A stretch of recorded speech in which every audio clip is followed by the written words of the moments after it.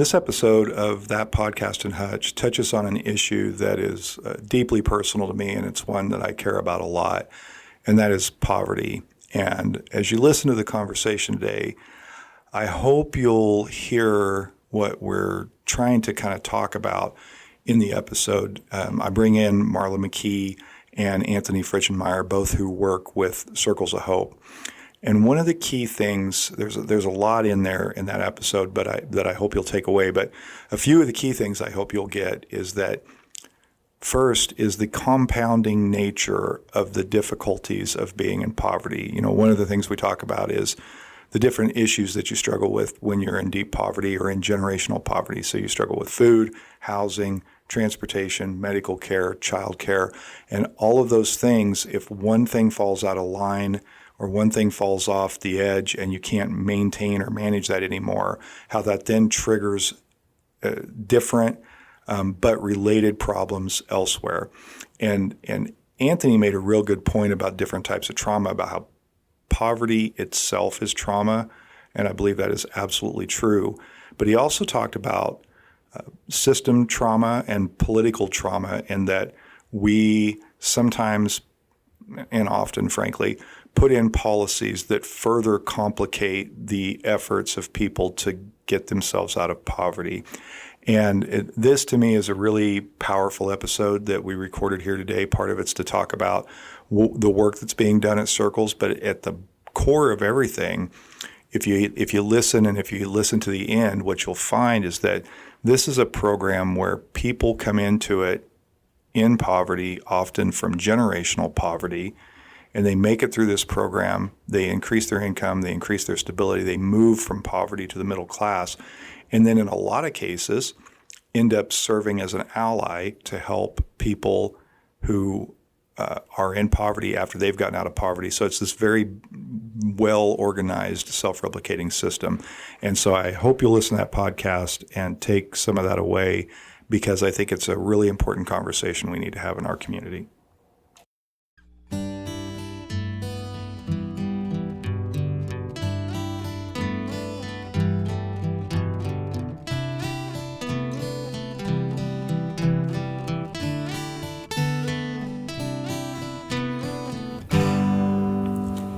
Hey everyone, it's That Guy in Hutch, Jason Probst, and you're listening to That Podcast in Hutch.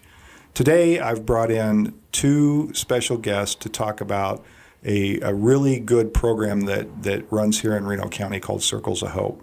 And if you're not familiar with what this group does, it's actually a nationwide organization that works to try to help people develop the skills and the tools they need to move out of poverty into stability. And the model that is used is really unique, but also really effective. So I'm really happy to have Marla McKee, the director of Circles of Hope, and Anthony Frischenmeyer, who works as a class facilitator for Circles of Hope today. Thanks for coming in, guys. You're welcome. Thank you. So for somebody that doesn't know anything about this, has never heard about Circles of Hope, give us the kind of overview of what you do. Okay. Well, Circles has a dual purpose in our community. And the first is to help people get up and out of poverty. And then the second part of that is to help remove barriers for people in poverty. And so we encourage everyone in the Circles community to do that, to advocate for change that helps remove barriers in our community. So when we talk about barriers, I think sometimes that's talked about in the abstract, but what do people in poverty, what are those barriers that they encounter? I mean, I know that they're varied and there can be a lot of different barriers, but sometimes in the conversations or in the programs, what do we see as some of the biggest barriers? Access to different things in our community that can help them get to thrive. People in poverty don't have the connections, as far as the social connections, that they need to make progress. Yeah. And so that's what we help them do. We help them first through a training system and then through intentional relationships that help them create those connections with other people in our community that they wouldn't necessarily meet in any other way. And there's the terms that we use. So people that are in the Circles program are circle leaders, right? Yes. And they're kind of leading their own journey through That's this. exactly right. And then the people that are serving as kind of mentors are called allies.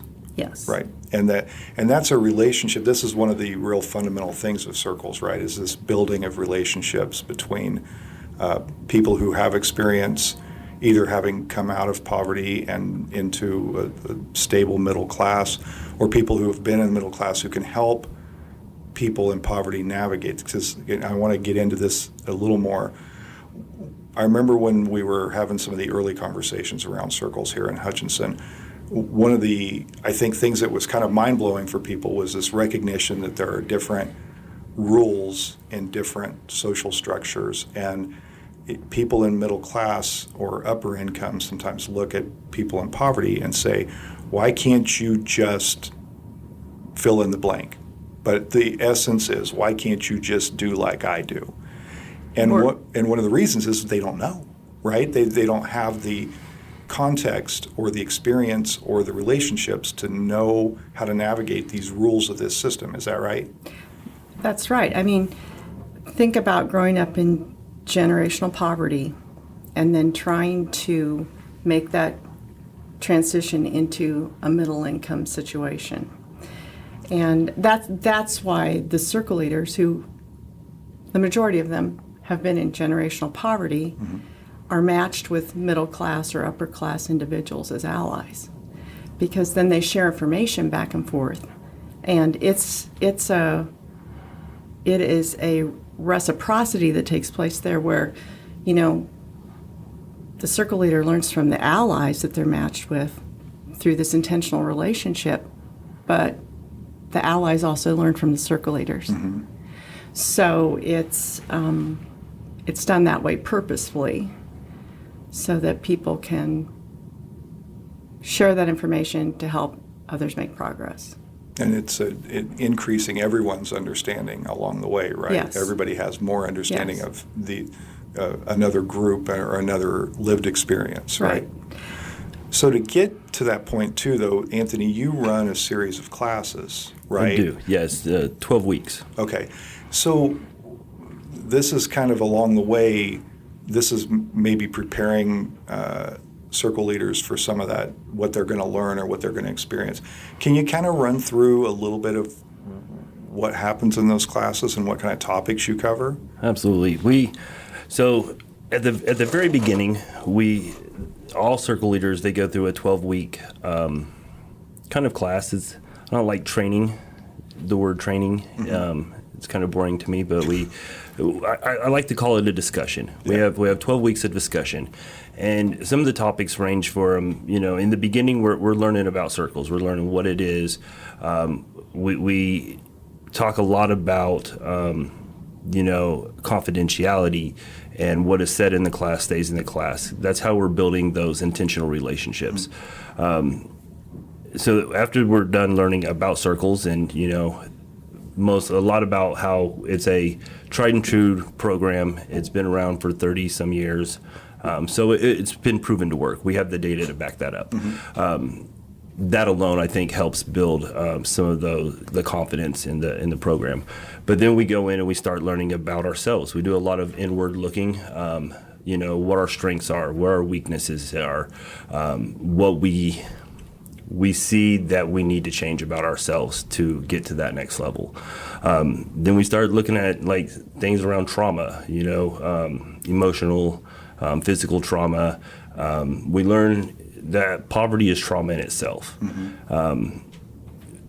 We learn not just with that trauma, but also, that there's also trauma that we can't control, like, racial trauma, even, and I don't know if this is the correct word, but political trauma. Some of the legislation that has been passed over the years directly affects people in poverty and keeps them in poverty, which can create trauma.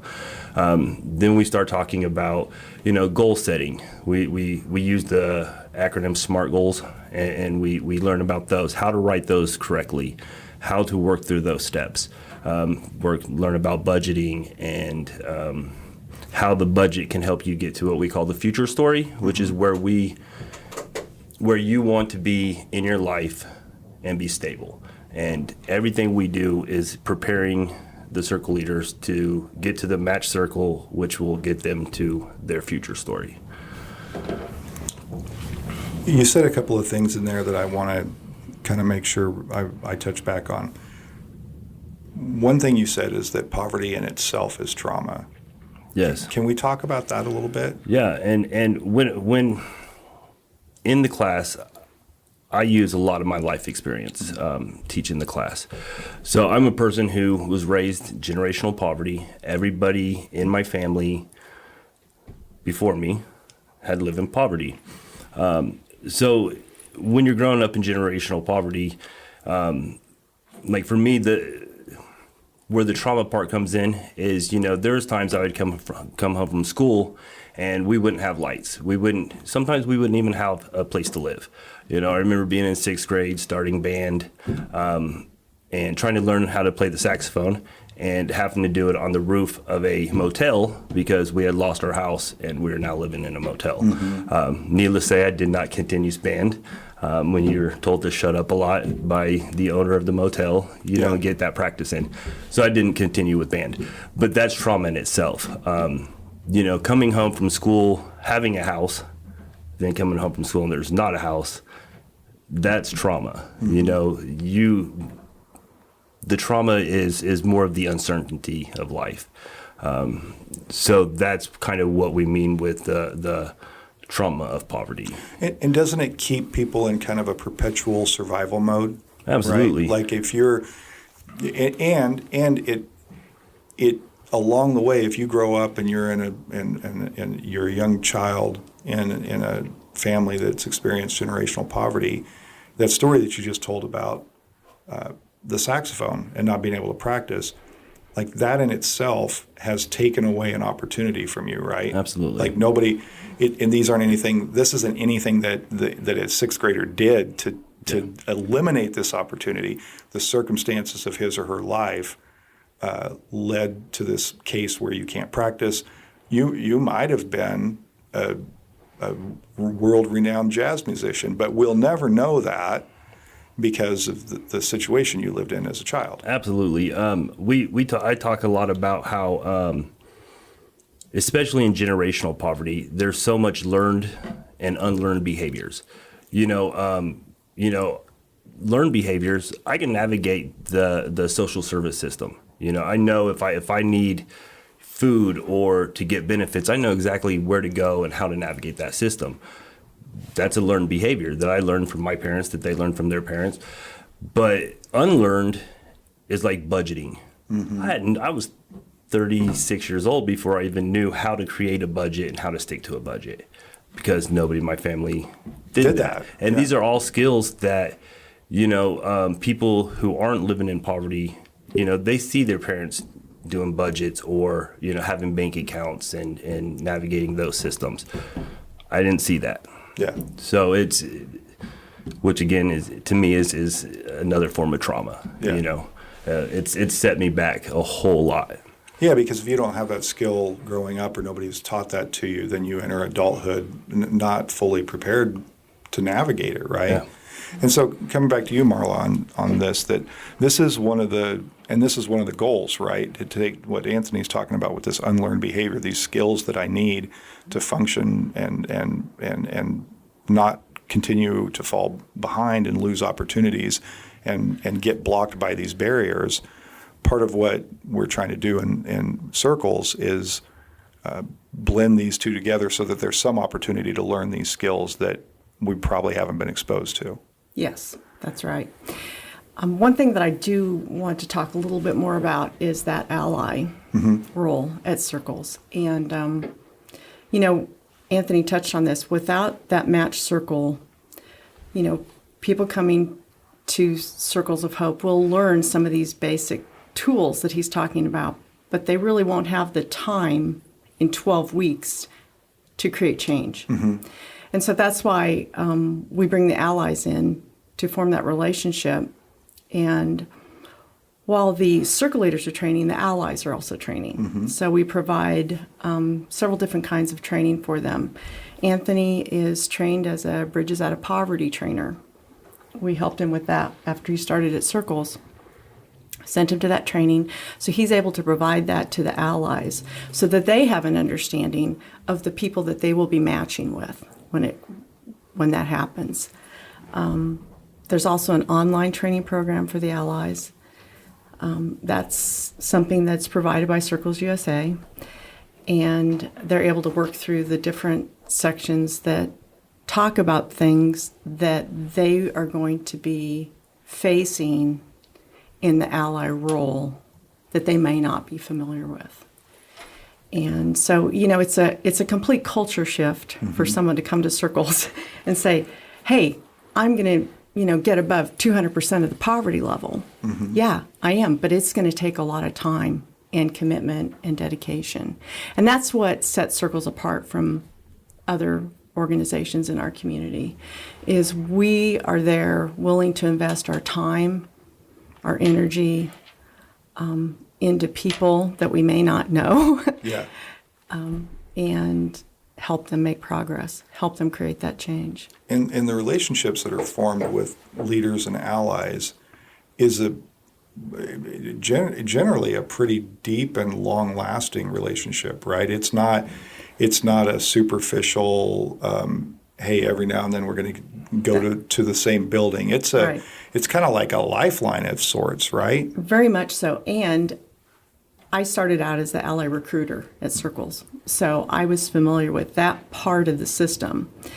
But yeah, it seems like, I don't know what Anthony would say about this, but my experience at Circles is if we have matches that fail, they commonly fail early.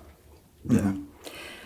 And for whatever reason that is, and there's a multitude of reasons that can happen. Even though we're all trained and we're all ready to go and we all have a high level of energy that we apply to it, sometimes those things happen. But in my experience, 5 years at Circles now, it usually happens early.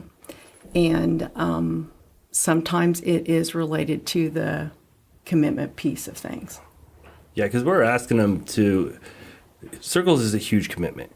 You're committing to 12 weeks of training, but then you're also committing to 18 months of the match circle, where you're meeting with your ally, you're going over what goals you had set, what goals you have achieved, setting new goals, and just continuing the process to get to that point where you're 200% above the federal poverty line. Yeah.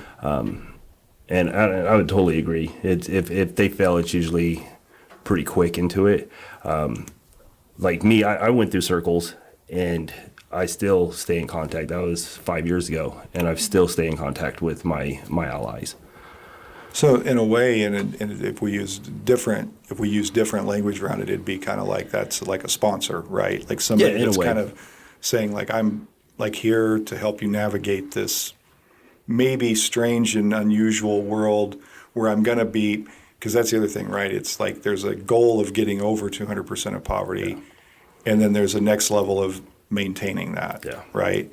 In a world that is not always linear, that there are setbacks and there are unexpected things that come into your life and you don't know, and maintaining that takes I mean, in the best of circumstances, it takes a lot of effort. Yeah. Right. Yeah. So as we're talking here, I think it will come back. But if you'll indulge me, I'm thinking about the barriers and the different experiences between allies and circle leaders. So I just want to maybe throw out a word or an issue, and then maybe we have a conversation about how this one thing is different for people on poverty or not poverty. So let's start with housing. What do people? What's a common experience for people in poverty versus a common experience for people who have not experienced poverty? Okay. So, for people in poverty, I think one of the things is lack of affordable, safe housing.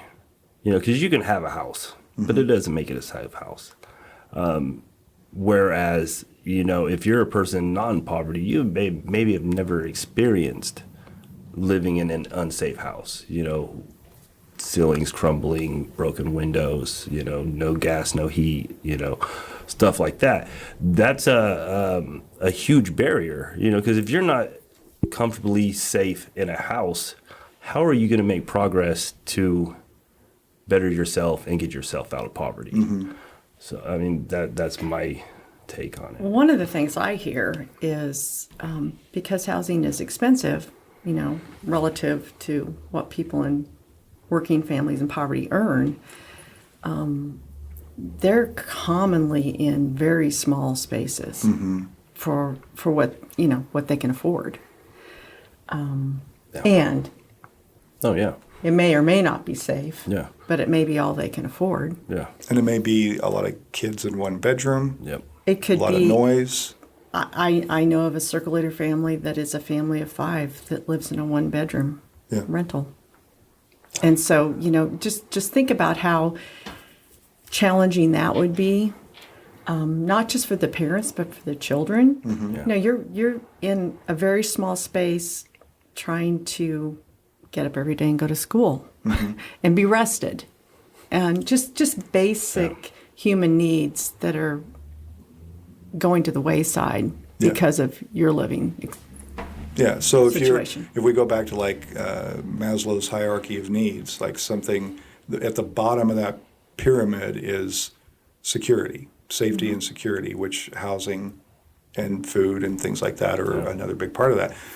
Let's talk about food. What's a difference in food?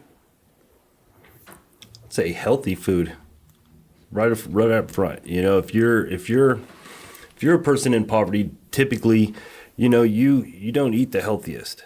I mean, you eat what you can afford. If you have transportation to get to a actual grocery store, then you may have access to healthy foods. Now, my experience, we get to the store, and most of the time we bought a bunch of junk. Because it was easy, it was quick, we could make it fast. Whereas, And going back to your thing about maybe not having gas and electricity, and maybe you don't even have a way to prepare food, so you're relying largely on semi-prepared food or highly processed foods, right? Yeah. And then, you add if you don't have a vehicle to get to the supermarket, you're essentially now in a food desert. If you a day like today where it's 30 some degrees, are you going to want to walk to the grocery store, carry all your groceries back, and then maybe be able to prepare your food? Or do you just run up to the quick shop real quick and just grab something really fast? So I think the big difference to me around food is the availability and being able to get healthy foods. What do you think? It would be difficult for me. Yeah. It would be difficult for me to shop and live on the amount of money that people in poverty have to do. Yeah. It would be very difficult. Even with the benefits. Yeah. Because it's not, despite some of the rhetoric that's out there, it's people aren't living high on the hog on this, right? It's very, very few times when I was on SNAP benefits did I go out and buy giant steaks for a great steak dinner. No, we're more interested in buying what we can to survive. Yeah. And trying to feed a family multiple on a limited amount, and probably with limited time too, because of these are working families, but they just work in jobs that don't pay a lot. And so that there's a time crunch there too. So in the competition of time and money, there's what can I buy that's going to feed all these people for less money, but also what can I do? I'm tired. I've been working all day or all night or whatever, and now I need to do this quickly too. I need to feed a lot of people in a relatively for a little bit of money in a relatively short amount of time because I'm wiped out. Yeah. Right.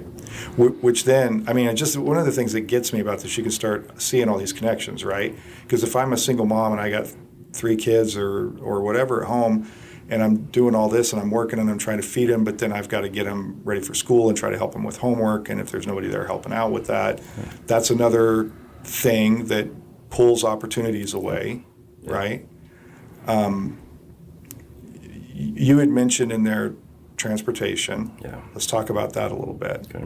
Because transportation is really interesting. And you mentioned about food. And I think we don't think about it in a place like Hutchinson so much. But if you lived clear down by Cary Park, there's nowhere to get food. I mean, we now have this place here at the little convenience store in the plaza. Yeah. So we've got that. That's something. Yeah. But there's not a full grocery store. The closest one is going to be on 4th Avenue or 5th Avenue, which is a long ways away if you don't have a running vehicle. Yeah. So let's talk about some of the issues that people might struggle with in transportation, because it's I'm just fascinated by that, because that's also key to everything, right? So, yeah, just for an example, say you don't have a vehicle, but you, like you said, you live down by Cary Park, but your job's out by the mall. Mm-hmm. A blizzard comes or something. How are you going to get to work? You got to make the choice. Do I walk to work and risk catching pneumonia or something? Chances are you're working a minimum wage job, maybe slightly over now. Yeah. But do you risk walking, getting sick to make that little bit of money you're going to make? Which in turn, people in poverty may not have health care. Mm-hmm. So then you're going to be out ill longer because you can't get, seen by a doctor. But then you're also put back because you're sick, losing wages, and now your kids may be suffering as well. Mm-hmm. But then how are you going to get your kids to school? Yeah. So then their education suffers.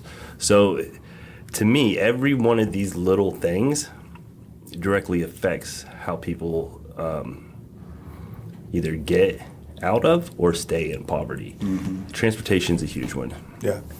Which is why those are qualifiers for circles. Yeah. We ask them, are you stable in your housing, in your relationships, in your transportation? Yeah. Because we know that if there's chaos there, they're not going to be able to do this type of change. Yeah. This type of programming, this type of model. It's going to be very, very difficult. Yeah, because if they lack transportation, they won't be able to actually make it to visit or they won't get the support of the Circles program because they won't be there. Yeah. Right? Exactly. Yeah. Exactly. And there are instances where we will help with rides and things like that, but we really encourage circle leaders when they come to Circles to immerse themselves in the Circles community. Mm-hmm. We do that for a lot of different reasons, but we want them to build that as a habit. Yeah. We want them to be with Anthony first, have that soft handoff to their match circle. But the one thing that we probably should talk about more is the benefits that circle leaders get from the entire Circles group. Mm-hmm. Because there are people there that are volunteers, there are meal providers there every week, there are all these people in the community that are there to support the circle leaders. And so the more they can be there, the more successful they're going to be at creating that change. Yeah, because I think you'll hear a lot that the more you put in, the more you're going to get out of it. Mm-hmm. It's all driven by the circle leader. Yeah. We don't set their goals. Yeah. It's all up to them. So the more they come, the more people they're going to meet, the more connections you're going to make. I've got connections now with people that I never thought I would ever have connections with. So, which is great. I think that's one of the best parts. Boom. Yeah, and we see it happening, and it's great when it happens. For example, last week we had a person that was in the class with Anthony that didn't have a ride to Circles. And so I got on the phone and I started talking to Anthony and I started talking to all these other people. Who can give this person a ride? It ended up being a person who's also in the class with Anthony. So see, they're already developing that cohesion with one another, that connection with one another. And they just finished the 4th class. Yep. So that pretty much speaks to how important that piece of it is. Yeah. Well, and this conversation makes me think, like, I think a lot of us, particularly if we have had different experiences in our lives, the idea, well, a lot of people don't have that social network, right? They don't have that social connection outside of their immediate family, right? And so seems like that's what you're saying is that one of the biggest advantages of the Circles program is that you're now building a community of people that are kind of enveloping the circle leaders to say, hey, it's not just the person you're partnered with, it's the ladies handing out the meals, and it's everybody here, and we're all pulling together, and we're all pulling That's for exactly you, right? I think one of the things we ask when you first come in, and I don't remember if this is on the the application, but one of the things that is asked is how many positive people can you count on in your life? I know when I went and started with Circles, I had the people I lived with. Most people will say 1 or 2. Yeah. Now, if you're trying to get out of poverty, those 1 or 2 people might be really good for cheering you on, but it's meeting the broader group of people and building these connections that is going to really help you get to where you want to be. You may come just for the meal one night, and it's not one of the nights that we're really meeting with our allies or not, but you meet somebody who in turn helps you get the job of your life, and now you've just changed your life. Yeah. And it's just because you came to that one meal on a Thursday that nothing really major was going on, but you met somebody. Yeah. And that's Yeah. why the connection is so huge and a key piece to it. Yeah. And let me add to that a little bit. So if you want to improve your financial stability and you've been to the training and you're matched, how do you do that? How's the best way for you to do that? It's usually through your employment pathway, right? How do you improve your employment pathway? Well, you take some classes. You finish you start with finishing your GED if you don't have your diploma. These are the things that we help them with because we have people in that greater Circles community that have experience in those things.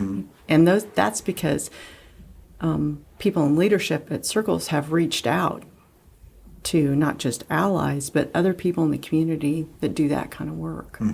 So we have built those relationships so that we can help the circle leaders improve that employment pathway so that they can get not just a stable, but thrive at some point. And Anthony touched on the data earlier, but he's talking about a data point that we collect. When someone is a circle leader at Circles, every 6 months we ask them to provide complete a progress report. And that's one of the questions on the progress report. And I'm the one who enters the data for Circles USA, and that number that he's talking about will continue to grow throughout that time that they're at Circles. And so we see in this through this some not just anecdotal progress, but tangible, data-driven progress that we see people moving into a more stable environment and a more reliable income and things like that, and they're making these moves, right? Exactly. Nationally, what do we see? What does the data show us nationally? Okay, so we're talking about data. Yeah. We're talking about numbers. And like I said, we're required to report those to Circles USA. So every year in January, Circles USA develops an impact report, and that is based on all the data from every chapter in the system. Okay. 80 plus chapters in the United States and Canada. So the most recent number that I have is after 18 months, participants achieve an average 71% increase in their income. That after 18 months, that's remarkable. Yeah. And we asked them to start at 185% or below of the federal poverty guidelines. So I think we all know that those guidelines are pretty low. They're pretty low. I think I looked it up today even. I think for a family of 3, is it 4? Or it's like 26,000. Yeah. Yeah, it's really low. And it doesn't change No. much from year to year. So that's what we do. And that's why the data collection is required. But when you think about it, it's as remarkable as that is, it's to say that 71% of participants 18 months later have increased they've had a 71% increase in income. Aside from that, I mean, the change is actually much bigger than that, right? I mean, you're increasing the income, but what you've done is also like maybe served as a springboard for the next generation, right? Yeah. Oh yeah, because this is one of the things that I think is the coolest part about Circles is we're a 2-generation kind of program. Mm-hmm. So typically, when we would have a child care facilitator or whatever, while their parents are in the class with me, they're going to be in a class learning kind of a more child-friendly version of what we're doing. Because with Circles, we feel that if we can stop poverty at an early age, it won't turn into generational. Yeah. You know, we can stop it early by just teaching the kids that are coming with their parents.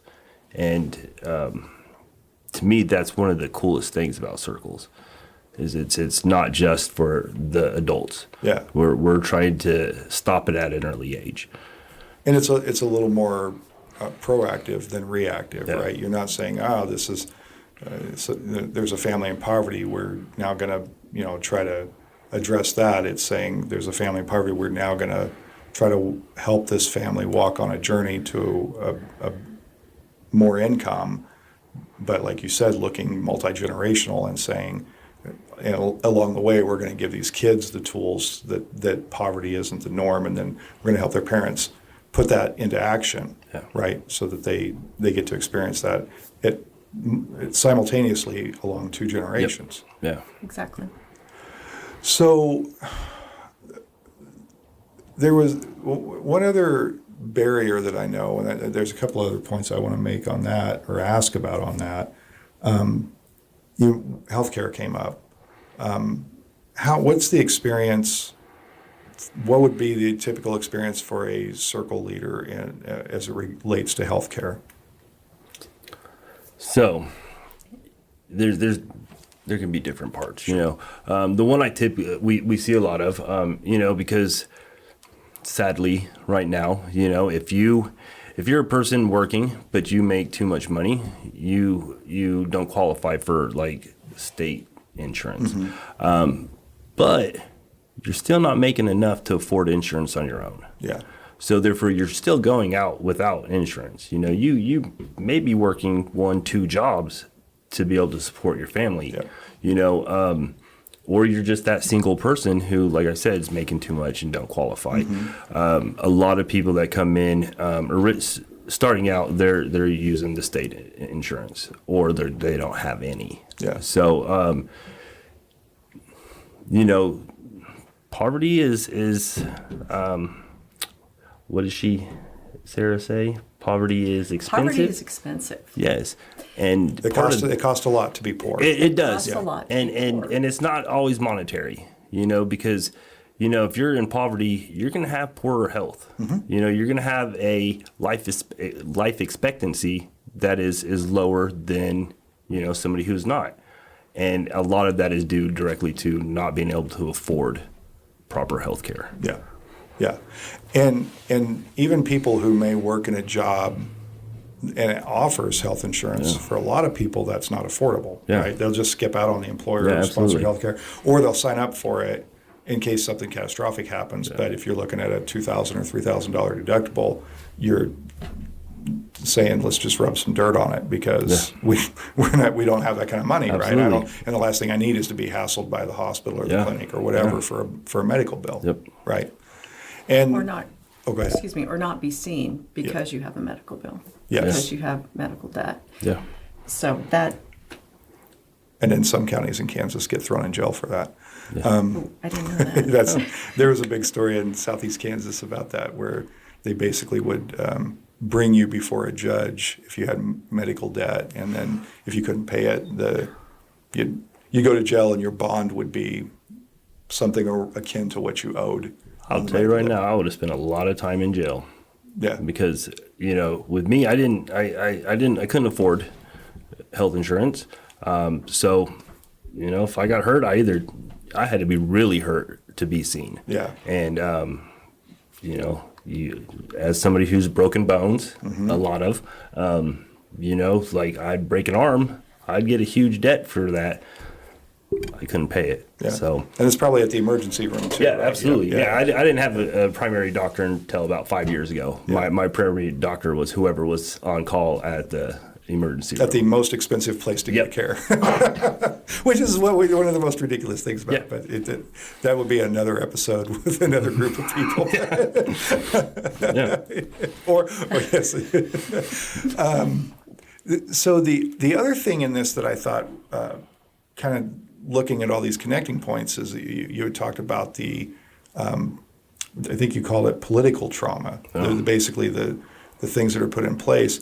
And we talked about this housing issue, right? So there is a situation where you're in poverty, you have maybe 4 or 5 kids, and you can't afford anything big, and so you have a not very well maintained 1-bedroom house, and you're frazzled because you're working and you're trying to get your kids ready or whatever. And anyway, at some point maybe there's a report made to DCF, right? Now you have that political trauma coming in, right? Like, why don't you have a house with a bedroom for each kid? Yeah. Well, because I can't afford it. Well, you can't have 5 kids sleeping in a bedroom. And now you're kind of ensnared in this whole people who live this way have created a bunch of rules and requirements for people that it's not functionally all the time possible to meet those standards. Is that right? Yeah. Yeah, it's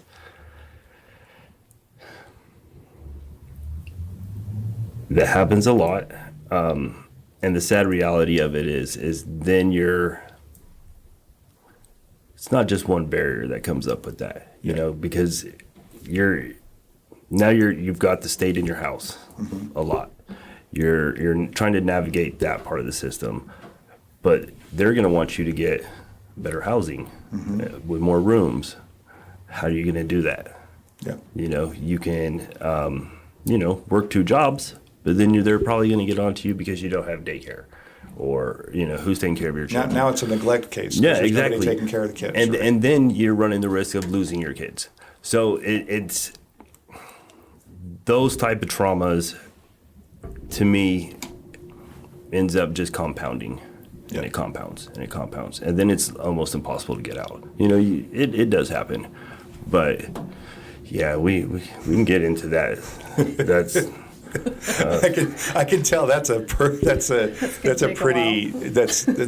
touchy subject because it is. It seems like people are trying and doing the best they can with the resources they have, particularly if they grew up in generational poverty, and this doesn't seem like unusual. No. Right? It's that learned behavior. It's a learned behavior, right? When I was a kid, we had multiple kids sleeping in a room, and it was not a big deal. I liked it. I've heard people say that.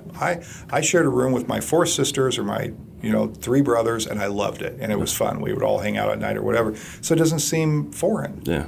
And then we have these systemic things that come in and say, well, this is a problem now. We have to change this. Another thing, and I know this has been a topic that's been raised lately, is like lending. And, we had conversations about payday loans. Typically, a lot of the families that you're probably the circle leaders have previously lacked resource to lending, good lending.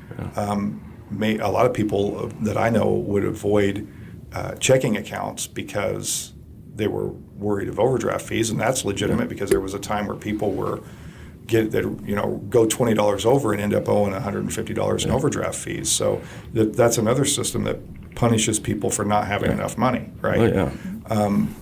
So then that opens up if they're not eligible for traditional lending and they get into a place. And I was at a meeting recently and heard a story and it struck me. But it's not uncommon that transportation is one of the big things, right? I got to have a working car. So if my car breaks down or my tires are worn out, I've got to fix that. And you'd think that, right, in that moment. And it's true. If I don't fix this car, how do I work? And if I don't work, every other part of my life is going to become further compromised. So in that moment, going to a predatory lender and getting money to solve this immediate problem, that the logic tree says that's a good move because that solves this other problem and this allows me to get to work and get my kids to school.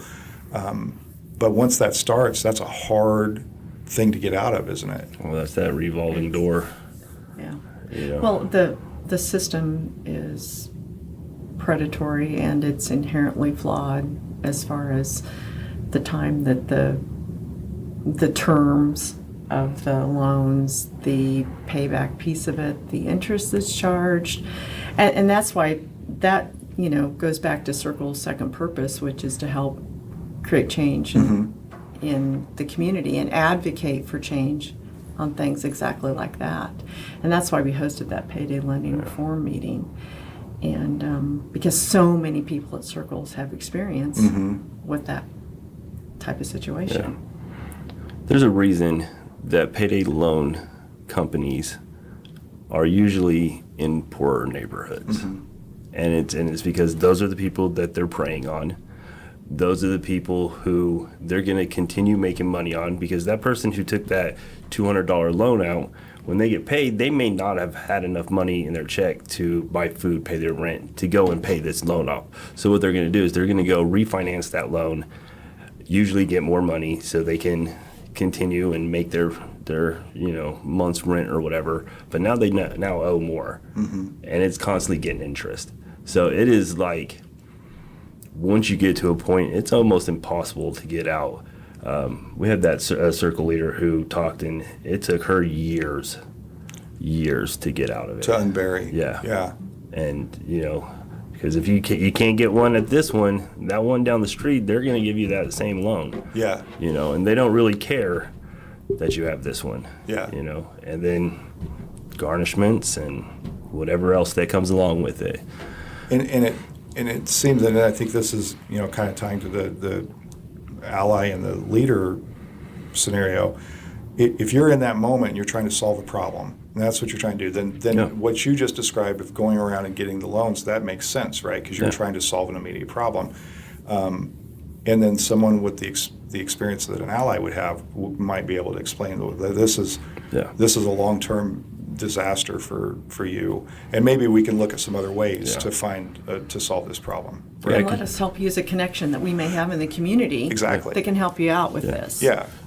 Maybe we know a mechanic who will take payments. Maybe we can go and I can say, hey, can you help this person out? And and that's what's another cool thing. Circles are just cool all around to me, but you're learning these things, because when you're we call it the chaos of the moment. You're in that tornado, like you don't know up from down what's going on. All you know is that you need to solve this one problem, but you're not thinking that if I go do this, it's going to cause problem B, C, D. And for me, when I was in Circles, that's a lot of what my allies were there for. I'd get in that chaos of the moment, and I would just call them up, and I'm like, this is what's happening, and they would be able to let me speak, because it's all up to me. So I was able to explain what was going on, what my thoughts are on how to fix it, and they'd be like, well, that's not a smart idea. Let's look at these options. And 9 out of 10 times they had the right options, Yeah. So, but they gave me that one person, that wasn't really living like me. Because, when I first went in there, all the people I knew were pretty much in the same situation I was. So, it just made sense. I'd ask them, hey, I got this bill due. They're like, oh, go get a loan. But my ally was able to be like, let's think this over, stop the fight or flight, and was able to reel me back in, and then we were able to make productive decisions. So I think that's what's really cool about Helping the circles. circle leaders understand, like, okay, if this happens, then what happens next? Yeah. Look down a couple sequences there and see. And think that through. 'Cause they're not in the chaos. Yeah. They're an outside observer, so they're able to help relieve that chaos. Well, that's kind of an interesting dynamic that exists everywhere, right? Like, if I have a friend who's in crisis about something, in poverty or not, I can look at that situation and say, oh, well, clearly this is the thing you should do. If I'm in that same situation, I'm like, oh no, Yeah, I don't know what to do, right? Because you do have a hard time seeing your way out of your own situation a lot of times. Yeah. No matter where you are socioeconomic spectrum, you're sometimes in your scenario, your crisis, in your moment in front of you, you can't see clearly. When somebody else can just see through the fog and say, oh no, that's the thing you're about to do, is that's going to make it worse, and you should not do that. Yeah. So tell me a little bit about, I want to do this. What does I've been to them, but listeners haven't. What does a circles meeting look like? You guys meet on Thursdays, every Thursday, right? Every Thursday. There's a dinner. Unless there's a holiday. Okay. Yeah. Like there will be Yep, coming up. we won't Yeah, meet well- on Thanksgiving. We will not meet on Thanksgiving or the 2 weeks surrounding Christmas. Okay. But we are there every other Thursday. Okay. And the evening begins with the 5:30 shared meal. We feel like a lot of good things happen around the table, and we want people to be exposed to that and have that opportunity. And then programming starts at 6. So if a person comes to Circles and they're in one of the 2 training sessions that we offer each year, Anthony will take them down to the Circles classroom, and they'll do that training session for the evening. I'm using training. Yeah. The conversation Conversation. session. Okay. I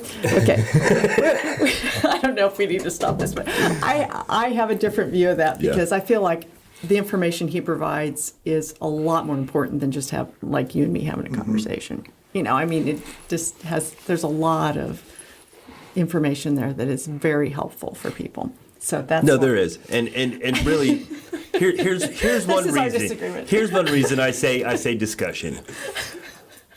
As a person coming to Circles in that vulnerable spot, you start talking about training, I start freaking out. Yeah. Yeah, I get it. If I say, come to Circles, join the class, we're gonna have a conversation. My anxiety is lower. I'm able to come in. I'm able to not think that I'm being trained on something, Yeah. but I'm still learning. Yeah. But I'm able to, my anxiety's not there, so I'm not putting the wall up. And therefore, the wall's down so we can make those intentional connections. That's the stealthy way to do it. Yeah. and that's why I call it a conversation and not a train. I get that, though, although I did make a note to do another episode later about why Anthony gets anxious at the word training. Yeah. Because there's something there. There I has really to want be. to know about. There has to be. Oh, I'll have to dig deep on that. Yeah. Anyway, so that's what happens. So shared meal. So many meal providers in our community. So grateful, so thankful for those people that do that. Many of them do it multiple times a year. Many of them have been doing it for 11 years now. Yeah. So thankful for that. And it's good. Yeah. And then programming at 6, and we have a schedule for each month. So if you are not in the classroom with Anthony, and you are matched. The first week of every month is match night. The second week is support night. So both allies and circle leaders gather in their respective groups and receive continuing education, provide peer support for one another. That's what happens on the second Thursday. The third Thursday is something that we really haven't touched on tonight, and that's our resource team planning night. Mm-hmm. And we have 4 resource teams at Circles, and they really provide the foundation for the work that we do. Volunteer driven. Community team runs all the logistics of the meetings. Job services and education. Mm-hmm. You can imagine what those people help with. Big View, mm-hmm. which is our give back piece. And then recruitment. We have a team that works on recruitment. And that's for both circle leaders and allies. Although a lot of times some of that lands on Anthony's plate and mine.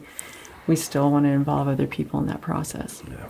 So that's how that works. Okay. So if I'm out there and maybe I hear this and I'm interested in being an ally, or I'm like, that sounds like a good program that would help me. Like, how do I sign up? How do I find out and look at making this a part of my life? We have a Facebook page, and that's open to the public.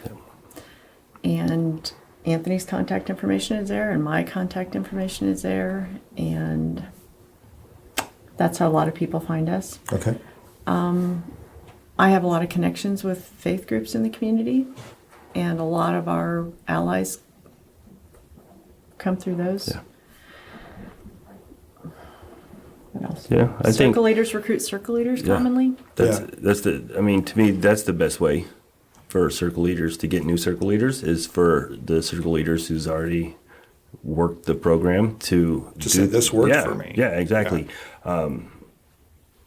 Some people just word of mouth, and then we've got these flyers that we pass out, and it's got both of our contact on it, and you can always get a hold of either me or Marla. You're going to get the same information either way. Yeah. Or even just show up at Trinity on a Thursday and see if it's something you want to be a part of. Yeah, you start at 5:30. 5:30. Yep. And it's at Trinity United Methodist at 17th and Main. Yep. Yes. Right. Okay. Yeah. In the red awning, the maroon awning. Yeah. The door with the maroon awning. Yeah, which you have to park in the parking lot. Yeah. And then, it's on the, what is it, north. The east? Oh, the northeast side of the building there, right? Yeah. Yeah, we've had some people show up and they walk all the way around Trinity multiple times before they find the right spot. So let's just go ahead and throw it out there right now. The maroon awning. Yep. So thinking about this, you must have some success stories locally that you're really proud of or really happy to have seen developed. Can you talk about those at all? Sure. We have a lot of success stories. Person I'm thinking about right now is a young woman who was a circle leader. She was a little different as far as where she came from to circle. She actually had grown up in a very stable middle-income family, but had made some choices that had led her to poverty. And so she came to Circles, trained with Anthony, came back later, took the class again, matched after that, had a really successful match as far as her financial stability. Now she's come full circle. She's trained and she is an ally now for one of the circle leaders and her husband who just finished. Wow. So that's the kind of progress that Sarah has made. To go from being in poverty, a circle leader, to coming through that, reaching stability, and then turning around and helping someone else navigate through this system. Yes. Right. That sounds like a very efficient program, right? Like if you're actually recruiting your next crop of allies from your successful circle leaders, and it's a self-replicating system. Well, it's a really is a good system. I mean, if you think about how authentic Anthony is in his facilitator position, he's taking everything that he has learned and everything in his match that he's learned, and then building on that, and now helping the next groups that are coming along. It's pretty amazing. Yeah. How about you? Yeah. The one I'm thinking of is we had a lady, she came to class, was very quiet, wouldn't even really look at you. And I let them know right away, because there's sections in the book that's like, this is pretty personal, so we're not going to ask you to share, but you may be asked to share. You don't have to, but, I have a way of trying to pull them out, because like I said, it's a conversation to me. And the only way it's going to be a effective, productive conversation is if more people talk. Yeah. So every time I'd get to a question, and I'd just kind of look at her, and she'd look at me with, it was one of those I'm going to kill you faces. But by the end of it, she's actively volunteering to talk. Now she's in a kind of a volunteer leadership role with circles, gets up and speaks in front of the group, and is making real progress. I think one of the last times I talked to her, she had just got a really big raise at work and is doing really, really well. But yeah, you're not going to come to the class and kind of hide. I'm gonna do everything I can to pull you out. You got to be uncomfortable to make change. Yeah. So I'm gonna make you a little uncomfortable, but at the same time, we're gonna be very understanding. There's tears. I mean, this is some pretty deep stuff, and there's a lot of inward thinking. So I mean, there's a lot of tears. But when you pull that person out and she starts making change like this lady has, that's what makes it all worth it. Yeah. These two and these are just two success stories. But yeah, that's what makes it worth it. Well, and I think about this, and I have to go back to you, Anthony. I mean, you said 5 years ago, you came through this. Yeah. And now you're a leader in this space. Yeah. You're a leader in the disability space through your work. And generally, I mean, you are really engaged in a lot of different things in the community. And this is one of the things that well, I'll have a question after this, but I want to say this. All of that, the two stories that you just shared, and thinking about you, Anthony, in particular, one of the things that bothers me and always has about our approach to poverty, or our inaction on poverty, is the amount of human capital that is lost because of poverty.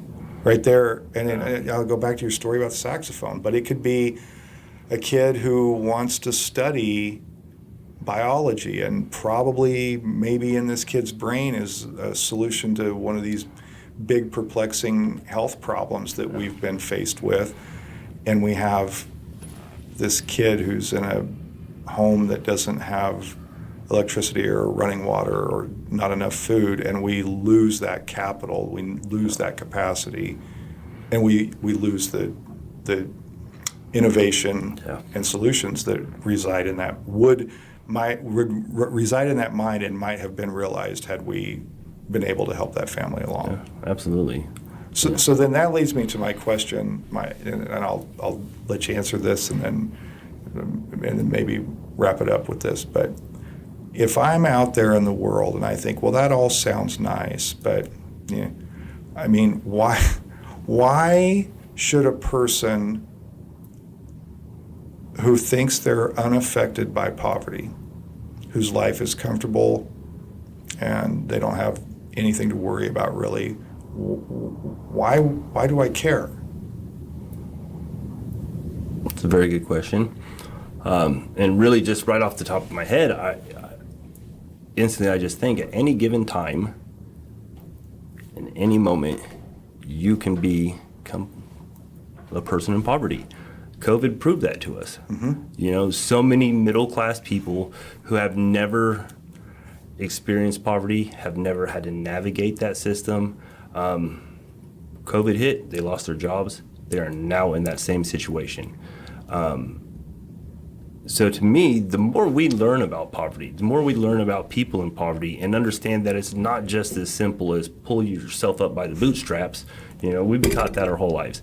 Yep. It's more than that. You know, the more we learn about them, people in poverty, and the more we invest in people in poverty, just the better all around we're going to be. You know, you're going to learn skills that could possibly help you if it happens to you. You know, but you might just be that person that changes somebody's life, that in turn changes somebody else's life, and then it becomes a repeating thing. And in a perfect world, we've done away with poverty. Yeah. But you know, I mean, that's what I think when I think of that question is, you know, the more we learn, the more we can help. I agree. The more we learn, the more we learn. I mean, that's what it's about for me. I mean, I would love for everyone in our community to understand how this system works and to understand that it doesn't have to be that way. Yeah. And I spoke earlier about an investment of time and care, and that's what we do at Circles. Yeah. We invest in people because we know that that's the best thing for our community. And that's what, for me, that is my motivation.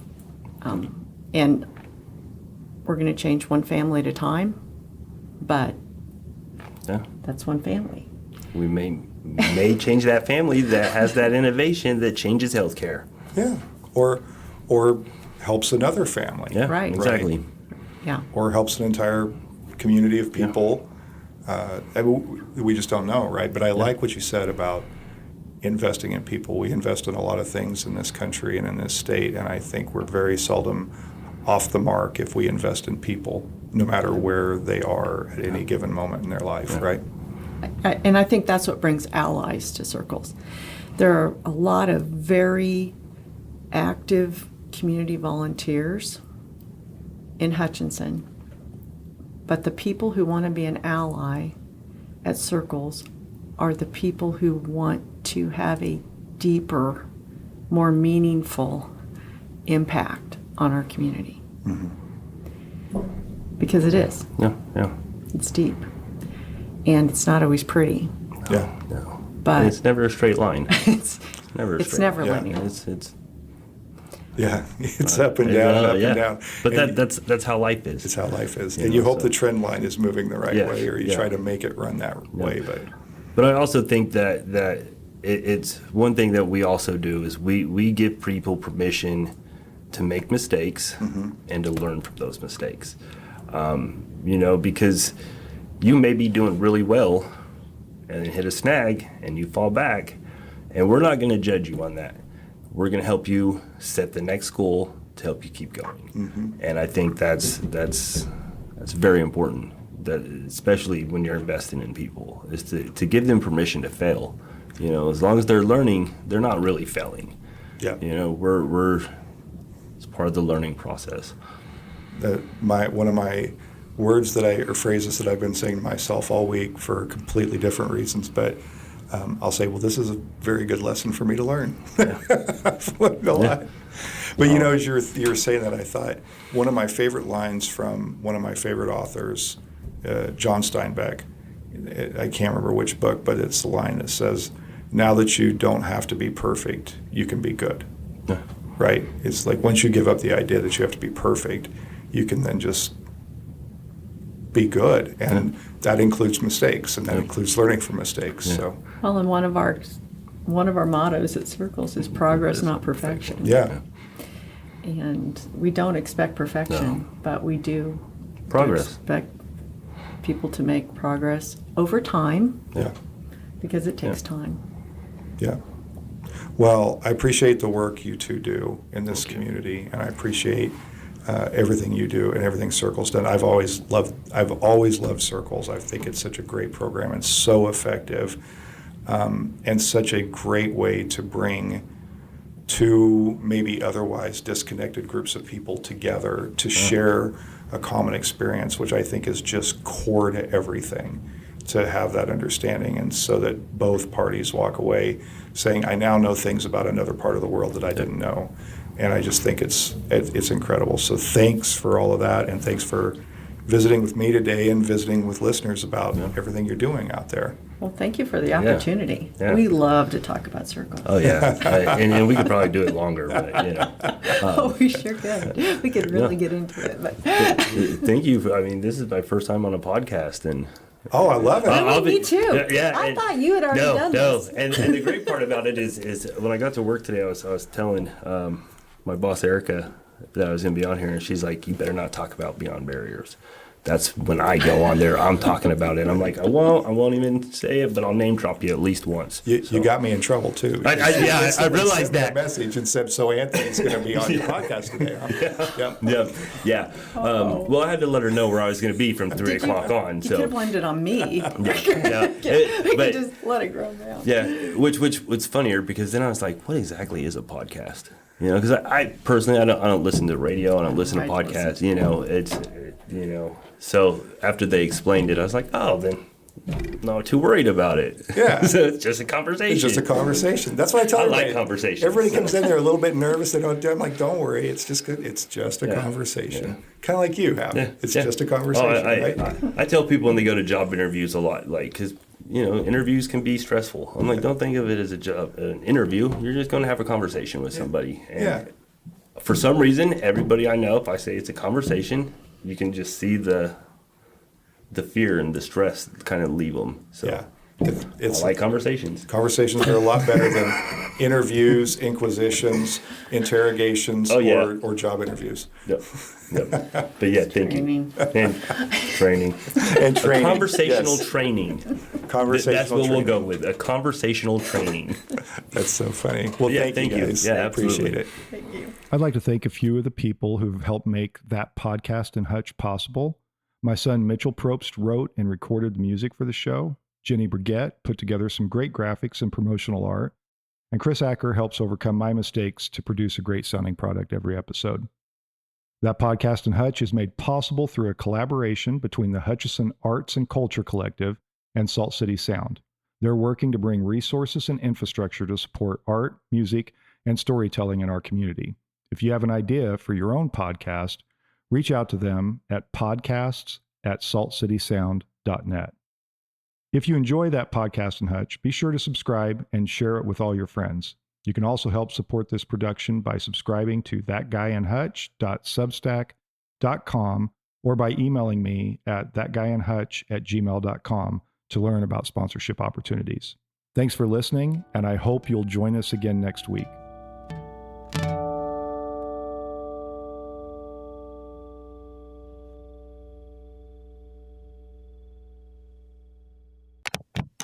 A Salt City Sound production.